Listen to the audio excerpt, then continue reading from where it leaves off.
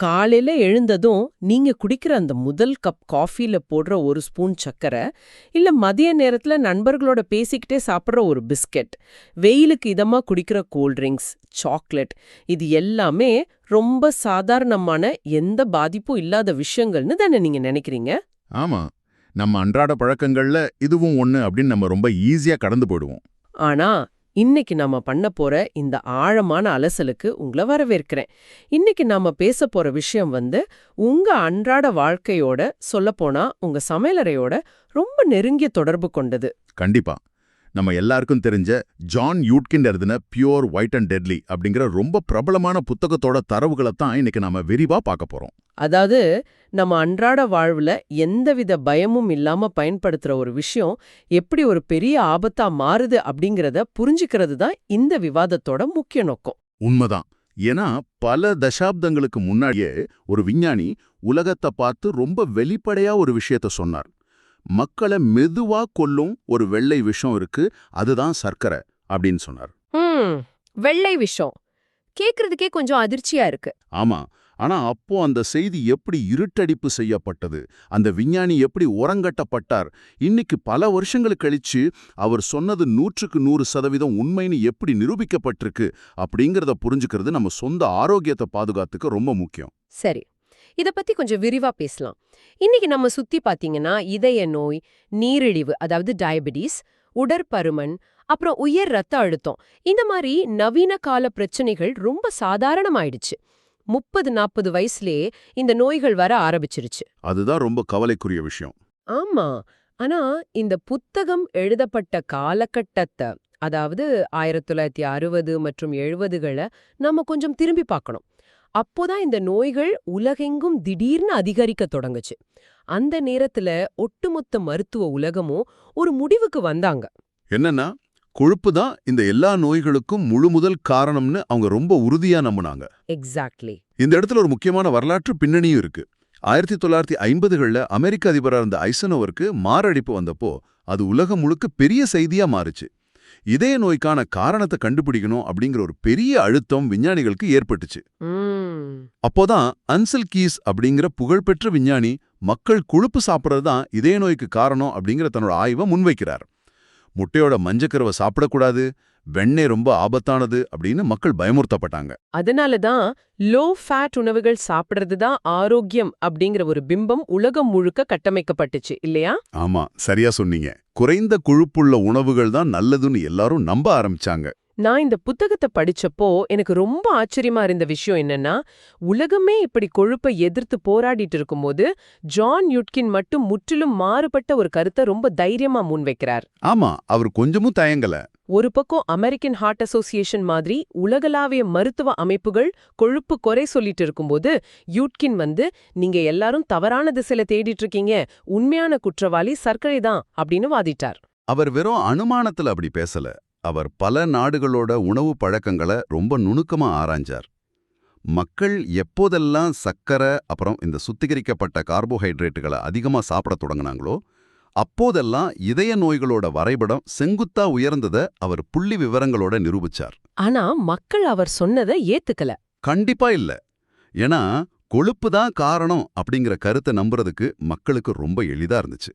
நாம கொழுப்ப சாப்பிட்டா அது நம்ம உடம்புல கொழுப்பா சேரும் அப்படிங்கிறது கேட்கறதுக்கு தர்க்க ரீதியா சரியா தோணுனதுனால உலகம் யூத்கின் சொல்றத கேட்க தயாராவே இல்ல. இத நம்ம வரலாற்று பின்னணியிலிருந்து பார்த்தா இன்னும் தெளிவா புரியும். நம்ம மனிதர்களோட பரிணாம வளர்ச்சியை எடுத்துக்கிட்டா, நம்ம மூதாதையர்களுக்கு இந்த அளவுக்கு சர்க்கரை கிடைக்கவே இல்ல. ஆமா, சர்க்கரை அப்படிங்கறது அவங்களுக்கு தெரியாது. அவங்க உணவுல இனிப்பு அப்படிங்கிறது மரத்துல கிடைக்கிற பழங்கள் இல்ல எப்பவாவது ரொம்ப அரிதா கிடைக்கிற தேன் மூலமா மட்டுமே கிடைச்சுது. அந்த இயற்கையான இனிப்போட சேர்ந்து உடம்புக்கு தேவையான நார்ச்சத்தும் வைட்டமின்களும் கிடைச்சுது. சர்க்கரை அப்படிங்கிறது மனித உடம்புக்கு ரொம்பவும் புதுசான ஒரு விஷயம். அப்படிதான் மனித உடல் பல லட்சம் வருஷங்களா பரிணாமம் அடைஞ்சது. ஆனா தொழில் புரட்சிக்கு அப்புறம் எல்லாமே தலைகீழ மாறிடுச்சு. கரும்பு தோட்டங்கள் உலகம் முழுக்க பெருகிடுச்சு. தொழிற்சாலைகள்ல ரொம்ப மலிவான முறையில அதிவேகமா சர்க்கரை டண்டனா உற்பத்தி செய்யப்பட்டுச்சு.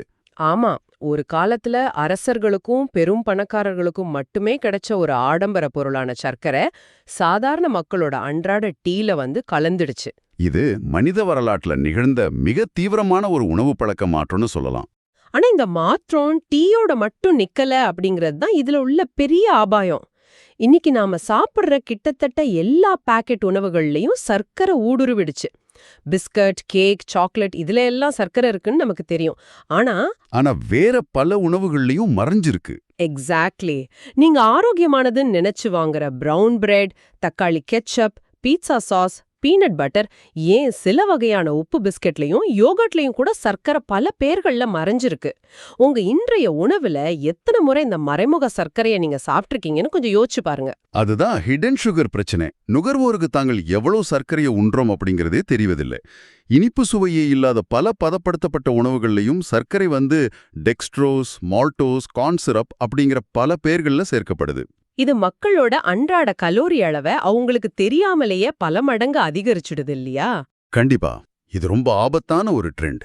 இப்போ இங்குதான் விஷயம் அறிவியல் பூர்வமா ரொம்ப சுவாரஸ்யமா மாறுது. யூட்கின் தன்னோட புத்தகத்துல சர்க்கரை உடம்புக்குள்ள போனதும் என்னவாகுது அப்படிங்கறத ரொம்ப நுணுக்கமா விளக்கியிருக்கார். சர்க்கரை அப்படிங்கிறது வெறும் வெற்று கலோரி, அதாவது எம்டி கலோரி மட்டும் கிடையாது. இல்ல, அது உடம்புக்குள்ள நடக்கிற ரசாயன போர் ரொம்ப சிக்கலானது. ஆமா, குறிப்பா சர்க்கரையில இருக்கிற குளுக்கோஸ் அப்புறம் ஃப்ரக்டோஸ், இது ரெண்டும் உடம்பால கையாளப்படுற விதம் முற்றிலும் வேறானது அப்படிங்கறத படிக்கும்போது எனக்கு ஒரு ஆஹா தருணமா இருந்துச்சு. நீங்க ரொம்ப முக்கியமான ஒரு புள்ளிய தொட்டிருக்கீங்க. சாதாரண குளுக்கோஸை நமது உடம்புல உள்ள எந்த செல்களும் சக்தியா பயன்படுத்திக்க முடியும். உங்க மூளையோ தசைப்பகுதியோ குளுக்கோஸை எரிச்சு சக்தியா மாத்திக்கும். ஆனா சர்க்கரையில சரிபாதியா இருக்கிற ஃப்ரக்டோஸை நமது கல்லீரல், அதாவது லிவர் மட்டுமே கையாள முடியும். நாம அபரிமிதமான சர்க்கரையை சாப்பிடும்போது அந்த மொத்த ஃப்ரக்டோஸும் கல்லீரலுக்கு போகுது. கல்லீரலால அவ்வளோ ஃப்ரக்டோஸை ஒரே நேரத்துல கையாள முடியாது. அது கல்லீரலுக்கு ஒரு பெரும் சுமையா மாறுது. ஆமா, கல்லீரல் திணறி போய் அந்த அதிகப்படியான ஃப்ரக்டோஸை நேரடியா கொழுப்பா மாத்தி விடுது. ட்ரைகிளிசரைட்ஸ் எனப்படும் அந்த கொழுப்பு கல்லீரல்லே படிய தொடங்குது. இதுதான் ஃபேட்டி லிவர் பிரச்சனைக்கு அடிப்படை. ரொம்ப சரியா சொன்னீங்க. நாம பல வருஷங்களா கொழுப்பு சாப்பிட்டாதான் உடம்புல கொழுப்பு சேரும்னு நம்பிட்டு இருந்தோம். ஆனா சர்க்கரை தான் கல்லீரல்ல நேரடியா கொழுப்பா மாறுது அப்படிங்கறத யூட்கின் அப்போதே ஆணித்தரமா சொல்லியிருக்காரு. இது உடலியல் ரீதியா எவ்வளவு பெரிய கண்டுபிடிப்பு. அது மட்டுமல்ல, இந்த செயல்பாடு நடக்கும்போது நமது ரத்தத்துல சர்க்கரையோட அளவு ரொம்ப வேகமா உயருது. இதை சமாளிக்க கணையம், அதாவது பான்கிரியாஸ், அதிகப்படியான இன்சுலினை சுரக்குது. இதைத்தான் இன்சுலின் ரெசிஸ்டன்ஸ் அப்படின்னு சொல்றோம். இதுவே டைப் 2 நீரிழிவு, அதிகப்படியான உடல் பருமன் மற்றும் பல வளர்ச்சிதை மாற்ற கோளாறுகளுக்கு நேரடியா வழிவகுக்குது. இதுல உள்ள மிகப்பெரிய முரண்பாடு என்னன்னா, இதய நோய் வந்தவங்களுக்கு குறைந்த கொழுப்புள்ள உணவை கொடுத்தாங்க. ஆனா அந்த லோ ஃபேட் உணவுகள்ல இயற்கையான சுவை இருக்காது அப்படிங்கறதுனால சுவைய கூட்டுறதுக்காக உணவு நிறுவனங்கள் சர்க்கரைய அதிகமா சேர்த்தாங்க. ஆமா, கொழுப்பு எடுத்துட்டு அதுக்கு பதிலா சர்க்கரையே கொட்டினாங்க.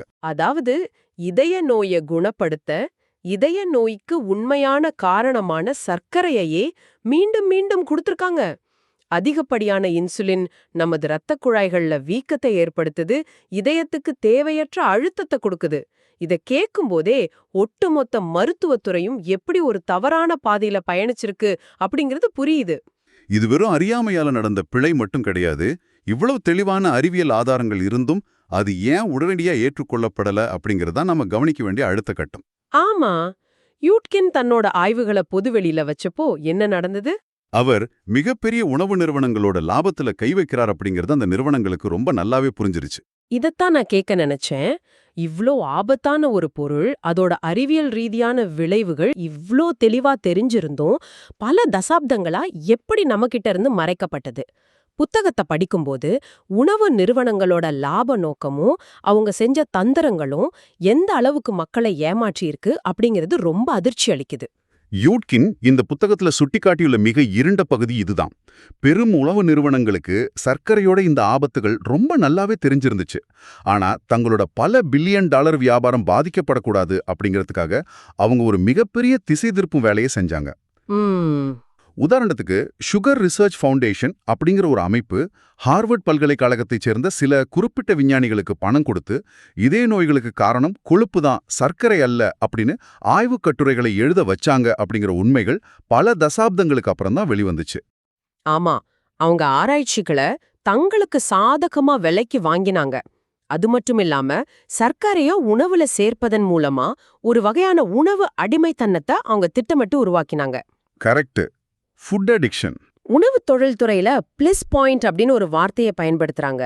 அதாவது ஒரு உணவுல எந்த அளவுக்கு சர்க்கரையை சேர்த்தா மனித மூளை அதை மீண்டும் மீண்டும் கேட்கும், எந்த அளவுக்கு சேர்த்தா அது சுவையோட உச்சிக்கு செல்லும் அப்படிங்கறத அவங்க பல கோடி ரூபாய் செலவழிச்சு ஆராய்ச்சி செஞ்சாங்க. மக்களோட ஆரோக்கியத்தை விட அவங்களுக்கு தங்க வியாபாரமே முக்கியமா இருந்துச்சு. சரியா சொன்னீங்க. ஒரு முறை அந்த இனிப்பு சுவைக்கு பழகிட்டா மூளையில உள்ள டோபமைன் அப்படிங்கிற ரசாயனத்தோட அளவு செங்குத்தா அதிகரிக்குது. இது கிட்டத்தட்ட ஒரு போதைப் பொருளுக்கு மூளை எப்படி அடிமையாகுமோ அதே போன்ற ஒரு ரசாயன மாற்றம் தான். அதனால ஒரு பிஸ்கட் அல்லது ஒரு சாக்லேட்டோட நிறுத்த முடியவில்லை. அந்த பாக்கெட் முழுவதையும் காலியாக்கும் வரை மூளை நம்மை தூண்டிக்கொண்டே இருக்கு.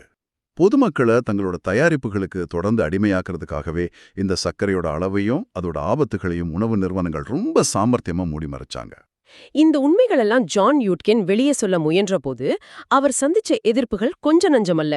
ஒரு தனி மனிதனா நின்னி அவர் ஒட்டுமொத்த உணவு சாம்ராஜ்யத்தையும் அன்றைய மருத்துவ கட்டமைப்பையும் எதிர்த்தார். ஆனா அவருக்கு கிடைச்சது என்னவோ தனிமைப்படுத்தலும் அவமானமும் தான். ஆமா, அவர் எழுதின ஆய்வுக் கட்டுரைகள் நிராகரிக்கப்பட்டுச்சு.